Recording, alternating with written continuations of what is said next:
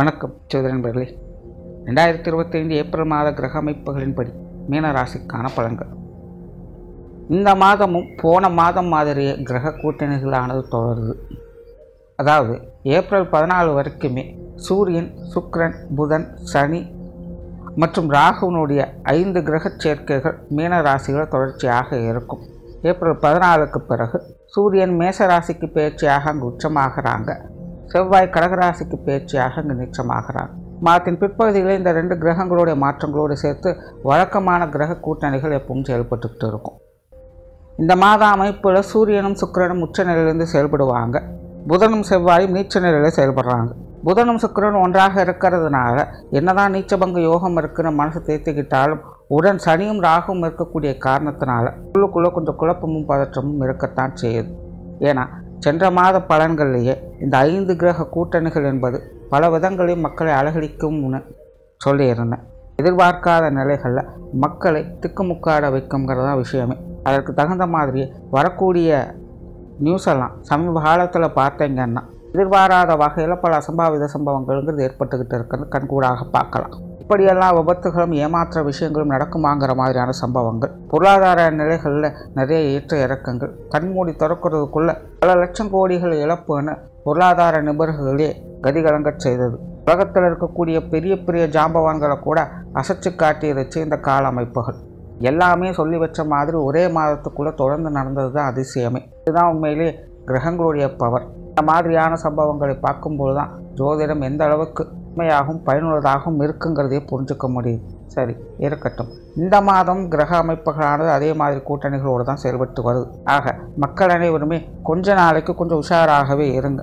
திரும்பவும் சொல்கிறேன், எந்த நேரம் எது எப்படி மாறுங்கிறதே தெரியாது, புரியாது. எல்லாமே கண்ணை கட்டி காட்டில் விட்ட நிலைகள் தான். எதையோ தேடி எல்லாரும் எங்கேயோ ஓடிக்கொண்டு இருக்கும். அது மட்டும்தான் இப்போதைக்கு புரிஞ்சுக்கிற நிலையாக இருக்குது. ஆக இது எங்கெல்லாம் போக போகுது, எங்கே கொண்டு போய் நிறுத்த போகுதுங்கிறது கடவுளுக்கு மட்டும்தான் வெளிச்சம். முடிஞ்ச அளவுக்கு சுதாரித்து இருக்க வேண்டியதுதான். முடிவில் இதுதான் கடவுளுடைய கட்டளைன்னு கிடைச்சதை ஏற்றுக்க வேண்டியது தான். இந்த மாதத்தினுடைய கிரக அமைப்புகள் பெரும்பாலும் எல்லாருக்கும் இப்படி தான் இருக்க போகுது. பருவநிலை மாற்றங்கள் கண்டிப்பாக இருக்கும். வெயிலினுடைய தாக்கத்தையும் பார்க்கலாம், மழையினுடைய வேகத்தையும் பார்க்கலாம். நெருப்பு மற்றும் நீர் தொடர்புடைய சம்பவங்கள் அதிகமாக இருக்கும். இதெல்லாம் பொதுவான விஷயங்கள். மேற்கொண்டு இனி உங்களுடைய ராசிக்கு எப்படி இருக்குங்கிறத பார்க்கலாம். இந்த மாதம் உங்களுடைய ராசிக்கு 3ஆம் இடத்துல சஞ்சாரம் செய்கிறாங்க. ராசியில் கூட்டு கிரக அமைப்புகளுடைய சஞ்சாரம் இருக்குது. ஆக மீன ராசிக்காரங்களுக்கு இந்த மாதம் ஏற்றமும் இறக்கமும் அளவுக்கு அதிகமான வகையிலே இருந்து வரும். போன மாதம் போலவே இந்த மாதமும் ஆனந்தத்துக்கும் குறைவு இருக்காது, அதே நேரம் அலைச்சல்களுக்கும் குறைவு இருக்காது. எப்போ சந்தோஷம் வருது, எப்போ சங்கடம் வருதுங்கிறதே சொல்ல முடியாது. ஆனால் 2 நிலைகளுமே மாறி மாறி தொடர்ந்து வந்து கொண்டே தான் இருக்கும். வேணாலும் முட்டுக்கட்டை போட்டாலும் கூட சில விஷயங்கள் வாலண்டியராக வந்து எங்கடமே செய்கிறேன்னு எல்லா விஷயங்களும் செஞ்சு போட்டு போகும். ஆக நல்லதையும் கெட்டதையும் மாறி மாறி எதிர்கொள்ள வேண்டிய ஒரு காலகட்டம் தான் மீன ராசிக்காரங்களுக்கு. எதையுமே தன்னால் தவிர்க்க முடியாது. நல்ல விஷயங்கள் மட்டும் ஃபோக்கஸ் பண்ணுங்கள், நல்லது மட்டும் எடுத்துக்கங்க, நன்மைகள் உண்டாகும்.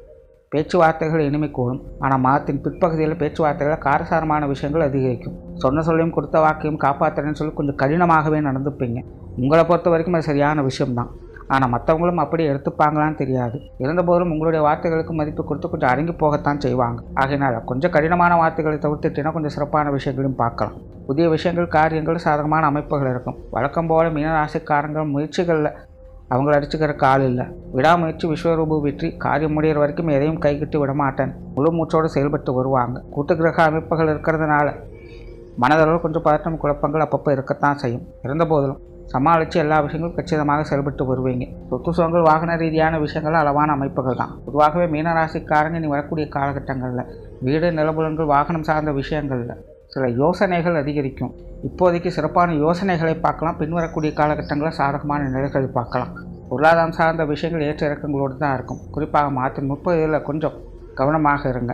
ஆனால் மாதத்தின் பிற்பகுதியில் அதுக்கு அப்படியே ஆப்போசிட்டாக எல்லா விஷயங்களும் சிறப்புகளை பார்க்கலாம். பொதுவாக மீனராசிக்காரங்களுக்கு இந்த மாதம் காசுபணம் சம்பந்தப்பட்ட விஷயங்கள், ஈடுபாடுகள், செயல்பாடுகள் அதிகரிக்கவே செய்யும். அது சார்ந்த விஷயங்களில் கொஞ்சம் கடினமான முயற்சிகளையும் கொடுத்துட்டு வருவீங்க. மாதத்தின் முற்பகுதியில் கொஞ்சம் முட்டுக்கட்டியாக இருக்கக்கூடிய விஷயங்கள் கூட மாதத்தின் பிற்பகுதியில் சேமிப்புகள் பெறக்கூடிய வகையில் காசுபண சமாச்சாரங்கள் உங்கள் கையை நிரப்பும். கடன் சார்ந்த விஷயங்களை கூட சுமூகமான மாற்றங்கள் எதிர்பார்க்கலாம். மாதத்தின் 30 மட்டும் கொஞ்சம் கவனமாக இருங்க. பொது விஷயங்கள், காரியங்கள் சாதகமான அமைப்புகள் தான். இந்த மாதம் மற்றவங்க உங்களுக்கு கொஞ்சம் கட்டுப்பட்டவர்களாக இருக்கிறதுனால மற்றவங்க வகையில் பெரிய அளவுக்கு சங்கடம் இருக்க போகிறதில்ல. ஆனால் பெரும்பாலும் விஷயங்கள், காரியங்கள் உங்களுடைய மேற்பார்வைகளில் இருக்கிறதுனால வெளி விஷயங்கள், காரியங்கள், மற்றவர்கள் சம்பந்தப்பட்ட விஷயங்கள் அலைச்சல்கள் தவிர்க்க முடியாததாக இருக்கும். ஆன்மீக ரீதியான விஷயங்கள் சிறப்புகளை கொடுக்கும். பிரயாணங்கள் வகையில் சாதகமான அமைப்புகளை எதிர்பார்க்கலாம். சிலருக்கு இந்த மாதம் தாங்கள் விரும்பிய இடங்களுக்கு போய் வரக்கூடிய வாய்ப்புகளும் ஏற்படும். குடும்ப விஷயங்கள், காரியங்கள் சாதகமான நிலைகள் இருக்கும். ஆனால் ஆரம்பத்தில் சொன்ன மாதிரி பேச்சுவார்த்தைகள் மட்டும் கொஞ்சம் கண்டிப்புத்தன்மையை குறைச்சிக்கிட்டிங்கன்னா குடும்பத்தில் மகிழ்ச்சிக்கு எந்த குறைவும் இருக்காது. பெற்றோர்கள் சம்பந்தப்பட்ட விஷயங்கள் சுமூகமாக இருக்கும். உடன்பிறப்புகள் சார்ந்த விஷயங்கள் சமாளிச்சுக்கலாம். கணவன் மனைவி உறவுகள் அனுசரணையான நிலைகள் இருக்குது. குழந்தைகள் சம்பந்தப்பட்ட விஷயங்கள் கொஞ்சம் காரசாரமான விஷயங்கள் வந்து போனாலும் கூட மகிழ்ச்சிக்கு குறைவு இருக்காது. உற்றார் உறவினர்கள், நண்பர்கள் வகையில் கலவையான அமைப்புகளை பார்க்கலாம். பெரிய அளவில் சங்கடம் இருக்காது, இருந்தாலும் சமாளிச்சுக்க முடியும். திருமண அமைப்புகள், புத்திரவாக்கிய அமைப்புகள் சிறப்பாகவே இருக்குது. காதல் சம்பந்தப்பட்ட விஷயங்கள் ஈடுபாடுகள் அளவுக்கு அதிகமாகவே இருக்கும். மாணவர்களுக்கு கல்வி வித்தை சம்பந்தப்பட்ட விஷயங்கள் அளவான ஈடுபாடுகள் தான் இருக்கும். காரணம், ராசியில் கூட்டுக்கிரக அமைப்புகள் இருக்கிறதுனால மாணவர்களுடைய மனநிலை எப்பவும் ஒரே மாதிரி இருக்காது. அதனால் மாணவர்கள் இந்த மாதம் கொஞ்சம் சித்தையோடு இருந்தாங்கன்னா சிறப்புகளை பார்க்கலாம். தொழில், வேலை, உத்தியோகம் சார்ந்த விஷயங்கள் பெரும்பாலும் வழக்கமான சூழ்நிலைகள் தான். மாதத்தின் பிற்பகுதியில் வேலை மற்றும் உத்தியோகம் பார்க்கறவங்களுக்கு சில சிறப்பான சம்பவங்கள் இருக்கும். வேலை பார்க்கக்கூடிய இடங்களில் சில எதிர்பாராத முன்னேற்றங்களை எதிர்பார்க்க முடியும். சிலருக்கு சம்பள உயர்வுகள், பதவி உயர்வுகள் போன்ற விஷயங்கள் இது கனவா கற்பனையான ஆச்சரியப்பட வைக்கும். புதிய வேலை வாய்ப்புகள் சாதகமாக இருக்கும்.